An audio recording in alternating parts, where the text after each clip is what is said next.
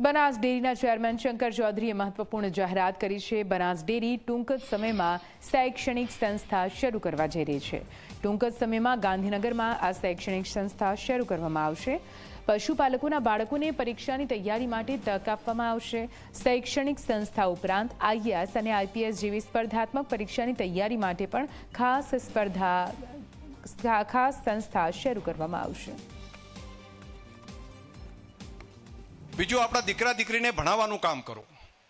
હવે નજીકના સમયમાં આપણી દીકરીઓ અને દીકરા ભણે એના માટે એક સારી ઇન્સ્ટિટ્યૂટ આપણે બનાસ દ્વારા કરી રહ્યા છે। હોશિયાર છોકરાઓનો ટેસ્ટ લઈને એમાંથી એની ભણાવવા માટેનું શેક આગળ વધી શકે એની વ્યવસ્થા કરે છે।